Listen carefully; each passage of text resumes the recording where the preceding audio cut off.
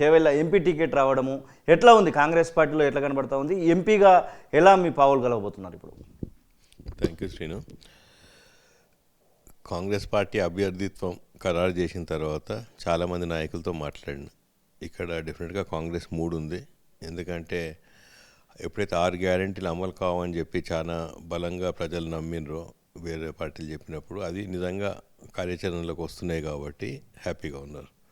First దాంతో ఏమవుతుందంటే already మొన్న ప్రభుత్వంలోకి వచ్చిన కాంగ్రెస్ పార్టీకి ఈ ఇంప్లిమెంటేషన్ తోటి అప్బీట్ ఉంది కాబట్టి మొన్న ఎలక్షన్లలో ఏమైపోయిందంటే మొత్తం 35% కాంగ్రెస్కి వచ్చింది, 39% బీఆర్ఎస్కి వచ్చిండే, 19% బీజేపీలో. అప్పుడు ఏమనుకున్నారంటే ఫైట్ కాంగ్రెస్కును బీఆర్ఎస్కే ఉంటుంది అనుకున్నారు. ఎందుకంటే అసెంబ్లీలో 35-39. సో అనుకోకుండా బీఆర్ఎస్ పార్టీ పవర్లో రాలేదు, కాంగ్రెస్ పార్టీ పవర్లోకి వచ్చింది. తర్వాత బీజేపీ పుంజుకుంటుంది కాబట్టి ఇప్పుడు బీజేపీ వర్సెస్ కాంగ్రెస్ ఉంటుంది. డెఫినెట్గా అంత డిఫరెన్స్ ఉంది వాళ్ళకు, బీజేపీకి కాంగ్రెస్కి. సో దాన్ని ఇంకా నేను జాయిన్ అయిన తర్వాత కొంచెం అడ్వాంటేజ్ వస్తుందని చెప్పి నేత బలంగా నమ్ముతున్నా. డెఫినెట్గా నేను గెలవబోతున్నాను. అంటే బీఆర్ఎస్ పార్టీ ఏం చెప్తుందంటే మేము ఖచ్చితంగా మాకు ఒక ఇబ్బంది అయితే ఎదురైంది ఎమ్మెల్యే ఎలక్షన్స్లో, ఎంపీలలో గెలిచి మా సత్తా చాటాలి, కనీసం డబుల్ డిజిట్లో మేము గెలవాలనేటువంటి ఆశతోనే వాళ్ళు ఉన్నారు. ఒక బీసీ వాదాన్ని కూడా చేవేళ్ళ నియోజకవర్గంలో తీసుకొచ్చేటువంటి ప్రయత్నం చేస్తున్నారు. కాసాని జ్ఞానేశ్వర్ ముదిరాజును వాళ్ళు అయితే దించుకుంటున్నారు. అసలు అభ్యర్థి ప్రభావము ఈ బీసీ నినాదం ఏమైనా చేవెళ్ళ నియోజకవర్గంలో పనిచేయడానికి ఉందా? ఎందుకంటే మీరు ఆల్రెడీ అక్కడ సిట్టింగ్ ఎంపీగా కొనసాగుతూ ఉన్నారు. ప్రజల యొక్క నాడి ఏంటనేది తెలుసు, అక్కడ ఉన్నటువంటి ఓటర్ల నాడి అనేది పూర్తిగా తెలిసి ఉంటుంది మీకు. చేవెళ్ళ పార్లమెంట్ కాన్స్టిట్యున్సీలో 15% ముస్లిమ్స్ ఉన్నారు, 15% మాదిగా ఎస్సీస్ ఉన్నారు, తర్వాత 13-14% ముదిరాజులు ఉన్నారు. సో క్యాస్ట్ వైజ్గా ఎప్పుడైనా క్యాస్ట్ వైజ్ లీడర్స్ అన్ని పార్టీలలో ఉంటారు.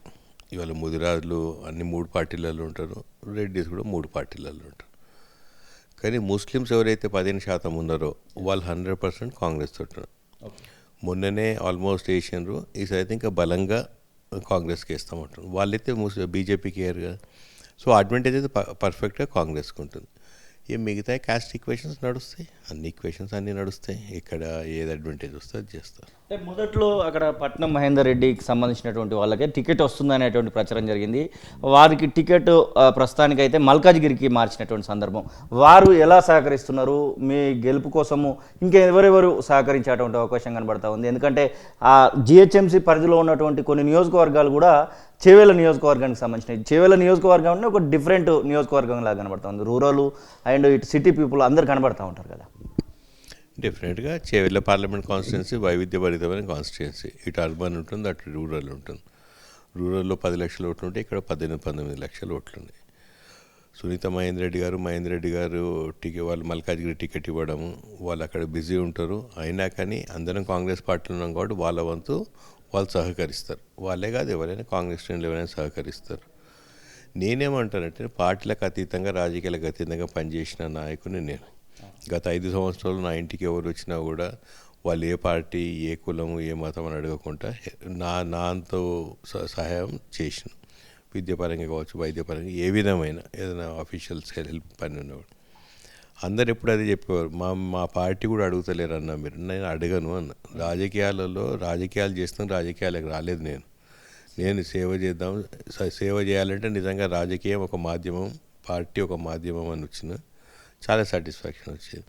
ఇవాళ నేను 5 ఏళ్ళ క్రితం గత 5 సంవత్సరాలు ఏదో పనిచేసిన 5 సంవత్సరాలు పనిచేసేటప్పుడు అనుకోలే ఇంత హెల్ప్ఫుల్ ఉంటుంది. నిన్న కాంగ్రెస్ పార్టీలు జాయిన్ అయ్యి నిన్న నా ఇంట్రొడక్టరీ మీటింగ్ పెడితే ముఖ్యమంత్రి గారు రేవంత్ రెడ్డి గారు అందరినీ కాంగ్రెస్ శ్రేణులను పిలిచి పెడితే ప్రతి ఒక్కరు నా గురించి ఇంత పాజిటివ్. జనరల్గా ఎవరైనా కొత్తగా పార్టీకి వచ్చిండ్రు, ఎందుకు వచ్చినావు అన్న అది ఏదని మాట్లాడతారు. ఏ ఒక్కరు కూడా అనకుండా ఉల్టా అన్నారు, మాకు చాలా సంతోషం అన్నా నువ్వు వచ్చినావు.